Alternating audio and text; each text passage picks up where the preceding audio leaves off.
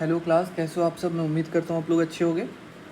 आज हम लोग क्लास 10th का पॉलिनोमियल्स देखेंगे। तो पॉलिनोमियल्स में यहाँ पे जो मैंने लिखा हुआ है f x equals to a n x to the power n, a n minus one x to the power n minus one and so on up to a one x.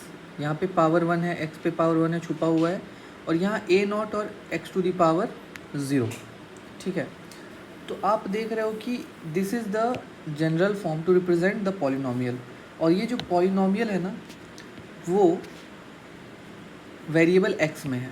Polynomial in variable x. तो sir क्या हर polynomial variable x में रहेगा क्या? जी नहीं, depend करता है आप कौन सा वेरिएबल यूज़ कर सकते हो। जैसे कि यहाँ पे ये भी सही है, f x equals to 4x minus 5 is a polynomial in variable x. G x equals to 4y minus 5 is a polynomial in variable y। Sir क्या ए बी में भी हो सकता है? जी हाँ, अगर मान के चलो p a equals to 4a minus 7, this is the polynomial in variable a. Clear है? तो पॉलिनोमियल आप किसी भी वेरिएबल में लिख सकते हो। अब इसमें एक बहुत अच्छी बात है नोट करने वाली, पॉलिनोमियल्स का कंडीशन है। पॉलिनोमियल का क्या कंडीशन है कि पावर जो होता है ना, वो पॉजिटिव इंटीजर होना चाहिए। पॉजिटिव इंटीजर आपको पता होगा पॉजिटिव इंटीजर क्या होता है ना। अगर मान के चलिए this is a number line, तो 0 1 2 एंड अप टू इन्फिनिटी, -1 -2 -3, ये जो है ना यहाँ से यहाँ तक नेगेटिव काउंट होते हैं और यहाँ से यहाँ तक पॉजिटिव काउंट होते हैं। ठीक है, तो बेसिकली ये होता है जैसे कि यहाँ से यहाँ को हम पॉजिटिव इंटीजर कह सकते हैं। ठीक है, तो अब जैसे कि क्या है, अगर मैं बात करता हूँ पावर हमारा क्या रहना चाहिए? Positive integer. जैसे मैं यहाँ पे देखता हूँ, यहाँ पे 2x² प्लस 3x और 1 लिखा हुआ है। ठीक है, तो मैं वेरिएबल की पावर की बात कर रहा हूँ। ठीक है, वेरिएबल की पावर की बात कर रहा हूँ, मेरा पॉजिटिव इंटीजर रहना चाहिए। तो बड़े ध्यान से देखो, मुझे क्या दिख रहा है, इस x पे पावर 2 दिख रहा है, जो कि ये क्या है? पॉजिटिव इंटीजर है। 3x, ये x पे पावर 1 है, ये भी क्या है? पॉजिटिव इंटीजर है। ठीक है, तो इस कंडीशन से मैं ये कह सकता हूँ कि ये जो मेरा हुआ, ये जो हुआ, ये मेरा पॉलिनोमियल है। ठीक है, अब अगर मैं इसी को लिखूँ 5x to the power 4, sir ये पावर 4 है तो ये पॉजिटिव इंटीजर है। ठीक है, अगले टर्म पे आते हैं। तो जैसे मैं अगले टर्म पे आता हूँ तो 2/x² है, इसको हम लोग क्या लिखेंगे? 2x to the power -2। अब जैसे ही यहाँ पे -2 आता है, ये नेगेटिव हो जाता है, नेगेटिव इंटीजर हो जाता है, जो कि पॉलिनोमियल के कंडीशन को फुलफ़िल नहीं करता, जिसके कारण ये पॉलिनोमियल नहीं होगा। ठीक है, आते हैं इस क्वेश्चन में। अगर देखा जाए 2x टू दी पावर 2, ये तो पॉजिटिव है, सही है। फिर जैसे ही अगले टर्म पे हम लोग मूव करते हैं, मेरे को -1 दिखा। जैसे ही -1 दिखा, मुझे पता चला कि ये पॉलिनोमियल के कंडीशन को फुलफ़िल नहीं कर रहा, तो this is not a polynomial.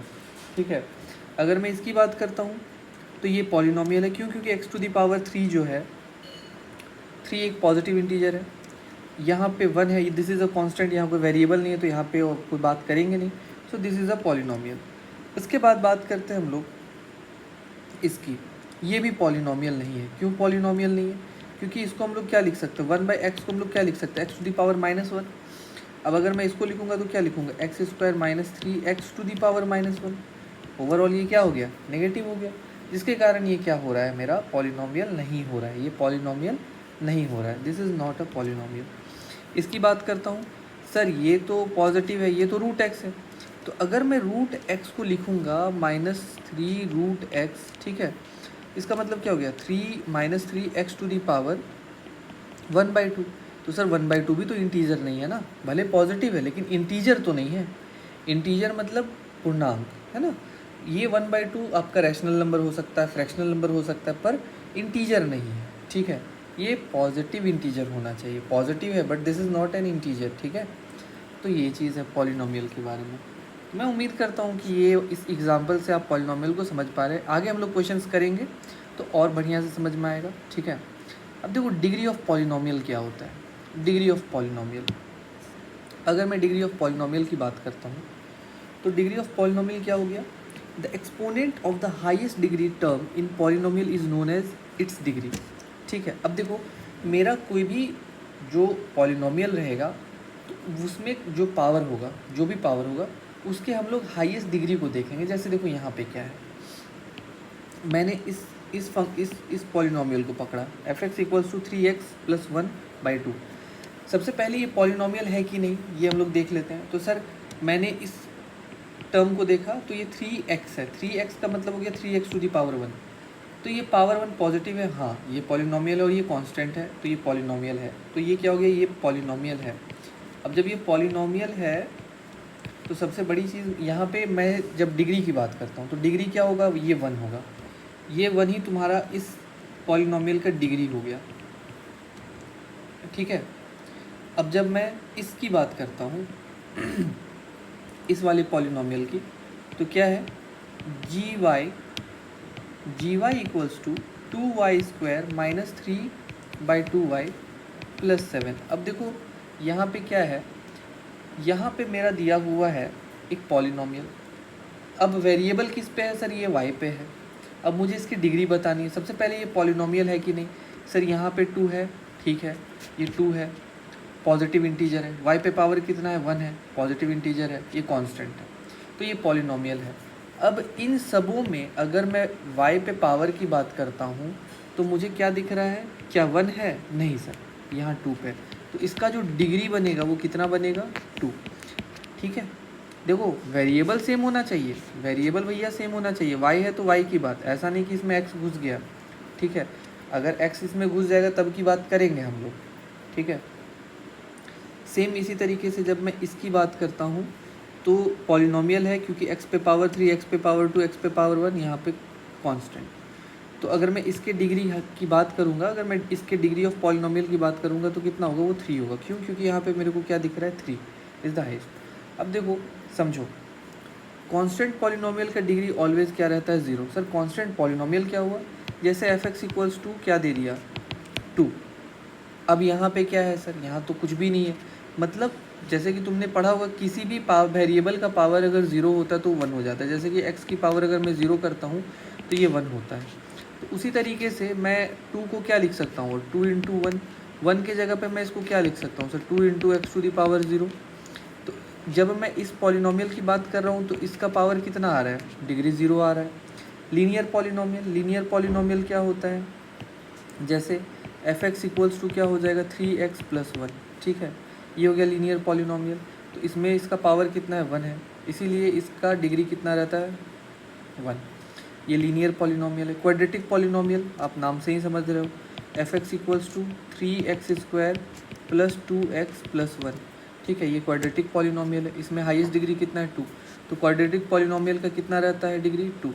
Cubic polynomial, मैं उम्मीद करता हूँ आप लोग समझ गए होंगे मैं क्या बताना चाह रहा हूँ, 3x³ + 2x² + 4x + 1, ठीक है, ये हो गया क्यूबिक पॉलिनोमियल। ज़रूरी नहीं है, आप चाहो तो इसको ऐसे भी लिख सकते हो, कोई दूसरा टर्म भी ले सकते हो, आप कोई दूसरा टर्म भी ले सकते हो, 3x³ + 2x + 1। तो यहाँ पे x² वाला टर्म गायब हो गया। दैट नॉट मीन्स कि ये क्यूबिक पॉलिनोमियल नहीं है। हम लोग इसी, ये जो पावर है ना, इसी को देख के बोलते हैं। आप चाहो तो इसको भी क्यूबिक पॉलिनोमियल बोल सकते हो, 3x⁴ + 1, ये भी आपका क्या हो जाएगा, क्यूबिक पॉलिनोमियल। मतलब डिग्री क्या है सर, डिग्री कितना है, डिग्री 3 है तो ये क्यूबिक पॉलिनोमियल। बाइक्वाड्रेटिक आप लोग समझ गए, पक्का होगा कि कोई फंक्शन होगा जिसका पॉलिनोमियल का जो भी आपका डिग्री होगा, जैसे मान के चलो x⁴ - 1, ये बाइक्वाड्रेटिक पॉलिनोमियल हो गया। मतलब हमको कोई भी पॉलिनोमियल देखना है और उसके हाईएस्ट डिग्री को देखना है। अगर पॉलिनोमियल है फिर मैं उसके हाईएस्ट डिग्री को देखूंगा कि ये कौन सा है, ठीक है। इसके बाद आता है ज़ीरो ऑफ पॉलिनोमियल। क्या आता है, ज़ीरो ऑफ पॉलिनोमियल। ये थोड़ा सा मेरे को लग रहा है कि प्रिंट हो गया होगा, है ना। ज़ीरो ऑफ पॉलिनोमियल, इसको मैं हटा देता हूँ, ये हट जाओ भाई, ठीक। Zero of polynomial, zero of polynomial क्या है, अब देखो ज़ीरो ऑफ पॉलिनोमियल होता है अ रियल नंबर एल्फ़ा। देखो ये क्या है, alpha. Alpha is a zero of polynomial f(x) if f alpha = 0। समझ में नहीं आया होगा, मैं बताता हूँ। देखो ज़ीरो पॉलिनोमियल क्या है कि मान के चलो, सपोज़ करो जैसे कि मैंने कोई पॉलिनोमियल लिया, जस्ट जैसे कि यहाँ पे मैं एक एग्ज़ाम्पल ले लेता हूँ जैसे मान के चलो एफ एक्स इक्वल्स टू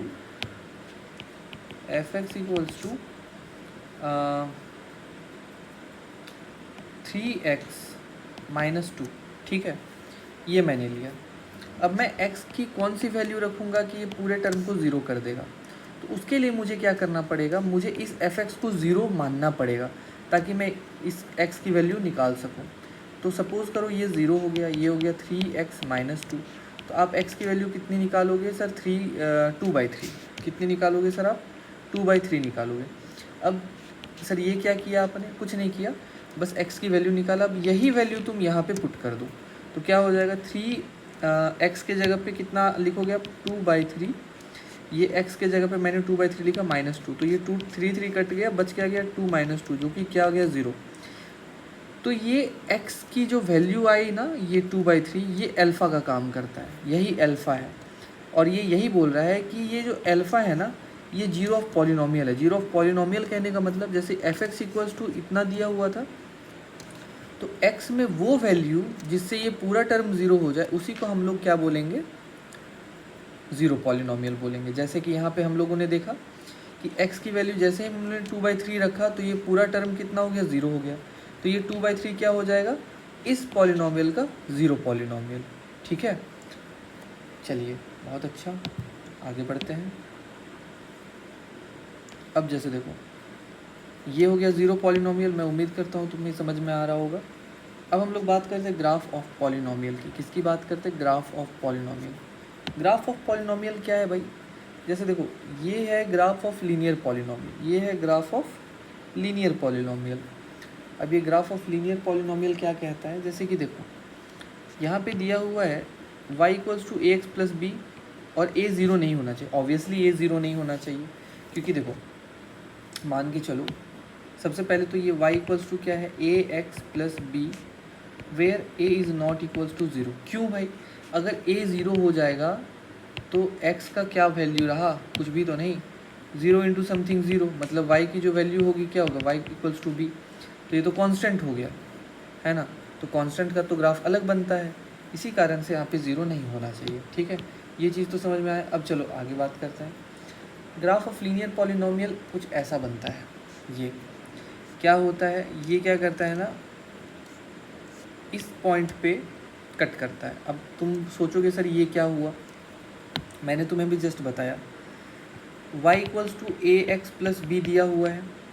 अब मुझे फाइंड आउट करना है कि ये जो मतलब जैसे कि देखो कभी भी ग्राफ बनाओगे तो कोशिश करना कि ये x पे किस जगह पे कट कर रहा है और y पे किस जगह पे कट कर रहा है। अब जैसे मैं x की बात कर रहा हूँ, है ना। अब जैसे देखो मैंने क्या किया, सपोज़ करो मुझे x निकालना है, तो मैंने मान लिया कि लेट y = 0, तो क्या हो जाएगा तुम्हारा, y = 0, तो ax + b = 0 हो गया। तो x की वैल्यू कितनी निकली, -b/a, जो कि मैं यहाँ पे लिखा हुआ हूँ, ठीक है। -b/a कहाँ से आया वो समझो। देखो वैसे भी तुमको एक चीज़ पता है, क्या पता है कि हम लोग जब x एक्सिस की बात करते हैं यहाँ, ठीक है, तो पहले हम लोग x कोऑर्डिनेट लिखते हैं, फिर y कोऑर्डिनेट लिखते हैं, ठीक है। और x एक्सिस में तुम्हारा y हमेशा क्या रहता है, ज़ीरो रहता है, ठीक है। तो देखो x की वैल्यू -b/a आया, जो कि यहाँ पे रिप्रेजेंट किया हुआ है। और इस पॉइंट, ये जो पॉइंट है वो किस पे लाई कर रहा है, x एक्सिस पे लाई कर रहा है। अगर x एक्सिस पे लाई कर रहा है तो y क्या रहेगा, ज़ीरो रहेगा। तो ये जो ग्राफ बनता है ना भाई, ये ग्राफ क्या बनता है, स्ट्रेट लाइन बनता है। क्या बनता है, एक स्ट्रेट लाइन बनता है, ठीक है। अब जब तुम इसकी ग्राफ प्लॉट करोगे तो तुमको कुछ ऐसा ही ग्राफ मिलेगा। जैसे कि सपोज़ करो y = 3x + 2, तुम जब देखोगे तो तुमको कुछ ऐसा ही ग्राफ मिलेगा। भले ये कहाँ कट करेगा वो पता नहीं है। जैसे देखो यहाँ पे क्या हो गया, a की वैल्यू तुम्हारी 3 हो गई, है ना, और जो b की वैल्यू वो 2 हो गई, है ना। तो -b/a, तो क्या हो जाएगा, -2/3। मतलब जो ग्राफ बनेगा, है ना, सपोज़ करो जो ग्राफ बनेगा, ठीक है, ये मेरा ग्राफ। अब सपोज़ करो मैंने कोई लाइन क्रॉस करवाना है, तो वो जो कट करेगा, ठीक है, वो जो कट करेगा वो कुछ इस पॉइंट पे कट करेगा, जिस पे y ज़ीरो रहेगा और x की कोई वैल्यू होएगा, ठीक है। क्लियर है, ठीक है, हाँ। मैं उम्मीद करता हूँ कि तुम्हें समझ में आ रहा होगा, ठीक है। अब क्या है, अब हम लोग आगे बढ़ते हैं। जैसे कि अब जैसे देखो यहाँ पे कुछ एग्जांपल्स मैंने ले रखा है।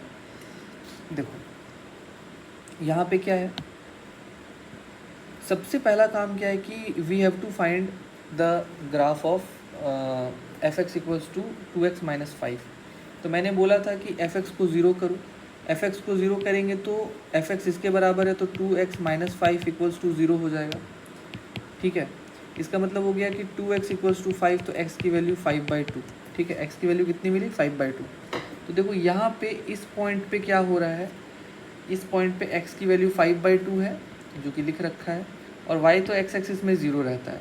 तो जो लाइन क्रॉस करेगा ना, लाइन कहाँ से क्रॉस करेगा, यहाँ से क्रॉस करेगा, ठीक है। लाइन कहाँ से क्रॉस करेगा, यहाँ से क्रॉस करेगा, ठीक है।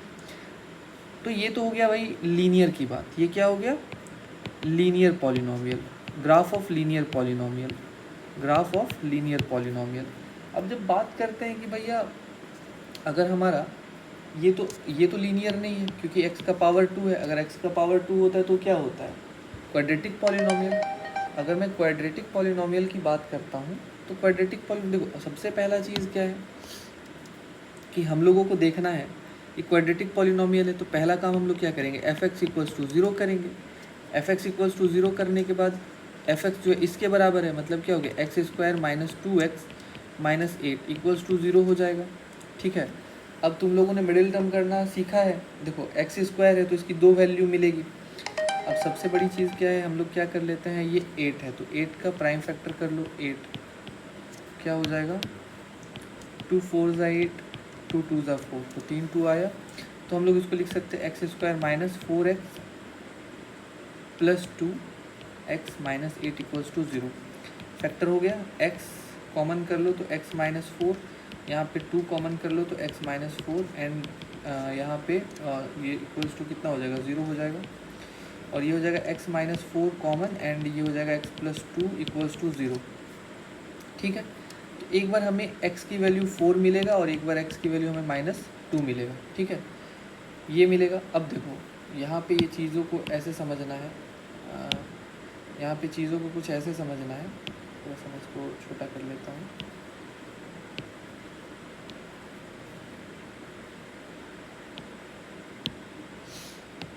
यहाँ पे चीज़ों को कुछ ऐसे समझना है कि अब देखो यहाँ पे 4 है। अब जब हम ग्राफ की ओर देखेंगे, जब भी तुमको क्वाड्रेटिक पॉलिनोमियल का ग्राफ दिखेगा तो तुमको कुछ ऐसा दिखेगा, ठीक है, जिसमें कि ये जो पार्ट रहेगा, ये पार्ट कितना हो जाएगा, x तो 4 मिलेगा और x कोऑर्डिनेट तो 4 मिलेगा, और x एक्सिस में हमारा जो y कोऑर्डिनेट होता है वो 0 होता है। यहाँ पे क्या मिलेगा, यहाँ मिल जाएगा -2, 0। तो मतलब इस ग्राफ में दो जगह पे हमें 0 मिल रहा है। यहाँ पे देखो लीनियर पे एक पॉइंट पे हमें 0 मिल रहा था, लीनियर पे हमें एक पॉइंट पे 0 मिल रहा था, बट जैसे हम लोग क्वाड्रेटिक पॉलिनोमियल की बात की तो हमें दो जगह पे 0 मिला, ठीक है। उसी तरीके से देखो ये है तुम्हारा, अच्छा हाँ एक चीज़ और, यहाँ पे एक्स स्क्वायर जो है वो प्लस में है, पॉजिटिव एक्स स्क्वायर है, जिसके कारण जो ये ग्राफ बना वो अपवर्ड पैराबोला बना, अपवर्ड पैराबोला, ठीक है। इस ग्राफ को हम लोग क्या बोलते हैं, पैराबोला बोलते हैं। अब जैसे देखो इसमें इस क्वेश्चन में दिख रहा है मेरे को x जो है वो एक्स स्क्वायर जो है वो नेगेटिव में है, जिसके कारण यहाँ जो पैराबोला बन रहा है वो डाउनवर्ड पैराबोला बन रहा है, जो बन रहा है वो डाउनवर्ड पैराबोला बन रहा है, ठीक है। अब जैसे देखो again we have to find out the zeros of this polynomial. तो मैं क्या करता हूँ, एफ एक्स को मैंने क्या किया, 0 कर दिया, एफ एक्स को मैंने क्या किया, 0 कर दिया।